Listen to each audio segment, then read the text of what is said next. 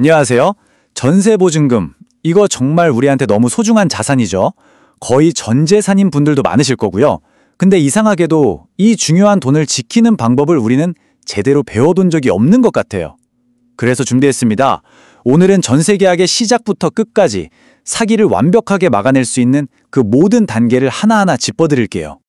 사실 전세보증금은 많은 분들에게 거의 전재산이나 마찬가지잖아요. 그런데 이 소중한 돈이 진짜 한순간의 실수로 위험해질 수 있다면 생각만 해도 아찔하죠? 근데 너무 불안해하실 필요 없습니다. 오늘 제가 알려드리는 내용만 끝까지 잘 따라오시면 그 막연한 불안감을 이렇게 하면 되는구나 하는 확신으로 바꿔드릴 수 있습니다. 우리의 안전한 여정은 이렇게 딱 5단계로 진행됩니다. 집을 알아보는 첫 단계부터 계약서 쓰기 전, 그리고 쓰는 순간, 이사하고 나서 마지막으로 최종 점검까지. 이 순서대로만 잘 따라오시면 문제 없습니다. 자, 그럼 첫 번째 단계부터 바로 시작해 볼까요? 네, 바로 첫 번째 여정의 시작입니다. 사실 전세 사기 예방은요, 집을 보러 다니기 전 바로 이 첫 단추를 어떻게 꿰느냐에서 시작돼요. 꼼꼼한 사전조사가 그 어떤 것보다 중요합니다. 제일 먼저 무조건 해야 할 일이 바로 시세조사입니다. 왜냐하면 내가 들어가려는 동네의 평균 전세가가 얼마인지 알아야 뭔가 조건 너무 좋은데 싶은 위험한 매물을 딱 걸러낼 수 있거든요. 시세보다 너무 높거나 반대로 너무 낮은 보증금은 일단 의심의 신호라고 보셔야 합니다. 그럼 시세는 어디서 봐야 할까요? 뭐니 해도 가장 정확한 건 정부가 운영하는 곳이죠. 국토교통부 실거래가 공개 시스템이나 정부 공식 앱인 안심전세 앱을 활용하는 게 제일 안전하고요. 물론 동네에 있는 믿을 만한 공인중개사 서너 군데에 전화해서 교차 확인해보는 것도 정말 좋은 방법입니다. 자, 이제 마음에 쏙 드는 집을 찾으셨다고요? 아주 좋습니다. 하지만 잠깐! 아직 계약서에 도장 찍을 때가 아니에요. 이제부터가 진짜 게임의 시작입니다. 계약하기 전에 내 눈으로 반드시 확인해야 할 서류들이 있거든요. 바로 이 4가지입니다. 등기사항 증명서, 등기부에 안 보이는 숨겨진 빚, 건축물 대장, 그리고 보증보험 가입이 되는 집인지. 용어가 좀 어려워 보이죠? 괜찮습니다. 제가 하나씩 아주 쉽게 풀어서 설명해 드릴 테니까 걱정 마세요.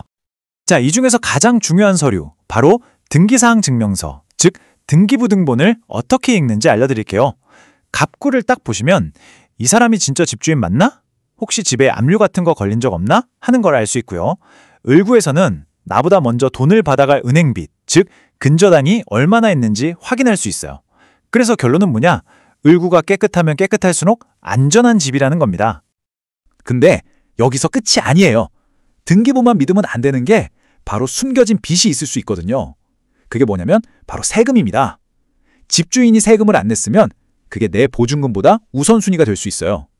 그래서 계약 전에 집주인한테 당당하게 국세, 지방세, 완납증명서를 보여달라고 요구해야 합니다.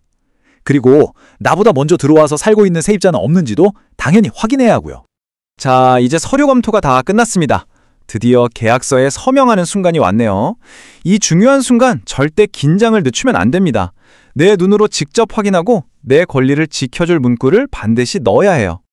계약 현장에 가시면요, 먼저 중개사가 정식으로 등록된 사람인지 확인하고 계약하러 나온 사람이 등기부상 집주인이랑 똑같은 사람인지 신분증으로 꼭 확인해야 합니다. 만약에 대리인이 나왔다? 그럼 훨씬 더 꼼꼼하게 따져봐야 하고요. 그리고 여기서 가장 강력한 무기, 바로 특약사항을 잘 활용해야 합니다. 여기서 2가지 상황을 명확하게 구분해야 하는데요. 집주인이 직접 나왔다? 그럼 간단해요. 신분증이랑 등기부상 이름이 똑같은지만 확인하면 됩니다. 하지만 만약 대리인이 나왔다면 이야기가 완전 달라집니다. 위임장 원본은 기본이고 집주인의 인감증명서까지 받아서 위임장에 찍힌 도장이랑 인감증명서의 도장이 정확하게 같은지 내 눈으로 직접 확인해야만 효력이 있습니다. 이건 정말 중요해요. 바로 이게 특약사항의 가장 대표적인 예시입니다. 이 문장 한 줄만 계약서에 넣으면 집주인이 내가 잔금 치른 바로 그날 몰래 은행 가서 대출받는 그런 나쁜 짓을 막을 수 있어요.